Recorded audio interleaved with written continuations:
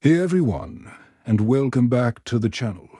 Today, we're diving into a story that's been told for thousands of years, a classic tale about a clever fox, a graceful stork, and a lesson that's as relevant today as it was in ancient Greece. This is the story of the fox and the stork. Our story begins in a sun-dappled forest, where lived a fox who was known far and wide for his cunning and his love of practical jokes. He thought himself the cleverest creature in the woods, and nothing delighted him more than playing a trick on his neighbors. One afternoon, feeling particularly mischievous, the fox decided to invite a stork for dinner.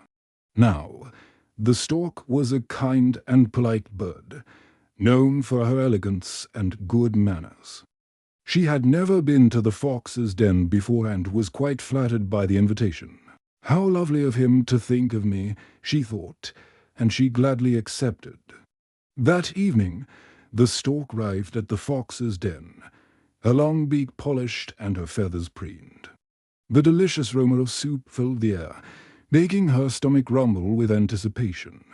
The fox greeted her with a wide, toothy grin. "Welcome, my dear stork. I'm so glad you could make it. I've prepared my finest soup just for you." He then led her to the table where two bowls were set.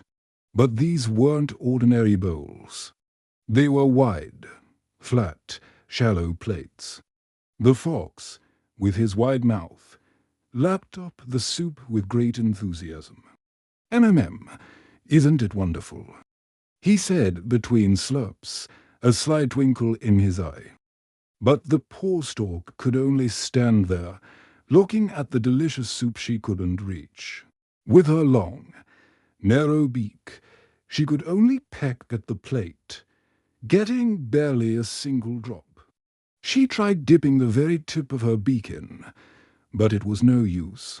The fox, pretending not to notice her struggle, finished his entire plate and then licked it clean. "Oh, dear," he said with false concern. "You don't seem to be enjoying my soup. Is it not to your liking?" The stork, though hungry and embarrassed, was far too polite to complain. "Oh no, Mr. Fox," she replied gracefully. "It smells wonderful. I'm just not very hungry this evening. Thank you so much for the invitation." With that, she politely excused herself and flew home, her stomach empty but her mind full of a new idea.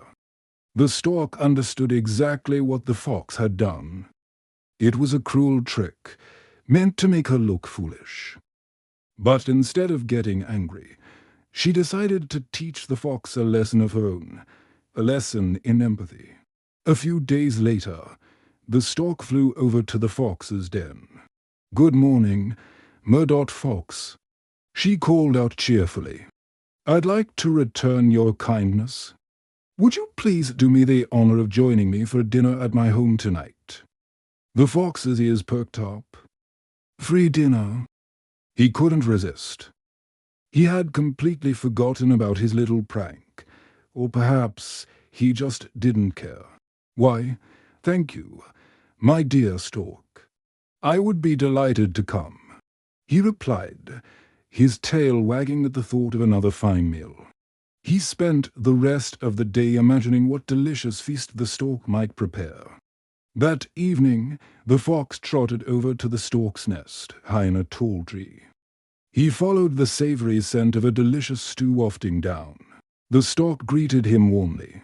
"Welcome, welcome, dear fox. I'm so happy you're here. Please, make yourself at home."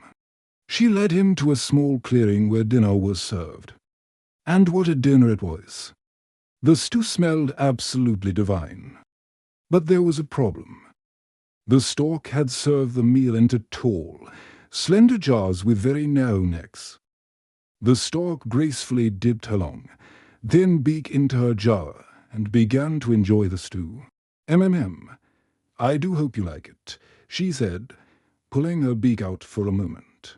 "I use my grandmother's secret recipe." The fox, however, could only stare at his jar in frustration. He could smell the wonderful food. He could see it right there, but he couldn't reach it. His snout was too wide to fit into the narrow opening. He tried to lick the outside of the jar, but he couldn't get a single taste. He tried tipping the jar over, but it was too heavy. All he could do was sit there, his stomach growling, watching the stork enjoy her meal. The stork ate her fill, savoring every last bite. After she had finished, she looked at the fox, who was still sitting there with a very sorry look on his face. He finally understood. He felt the same hunger and embarrassment that the stork must have felt at his house. The stork didn't gloat or make fun of him. She simply looked at him with a knowing, gentle expression. The fox, with his tail between his legs, muttered, I understand. I apologize, Mrs. Stork. I was unkind to you." He had learned his lesson. And so, the story of the fox and the stork comes to a close. It's a simple tale, but its message is incredibly powerful. The moral of the story is often said as, treat others as you would like to be treated. It's the golden rule. The fox played a trick that he thought was funny, without considering the stork's feelings or her physical differences. He only cared about his own amusement. It was only when the stork turned the tables and gave him a taste of his own medicine that he finally understood what it felt like to be on the receiving end of such thoughtless cruelty. This story teaches us about empathy, the ability to understand and share the feelings of another. The fox lacked empathy, but the stork taught it to him in a way he would never forget. She didn't seek revenge in an angry way.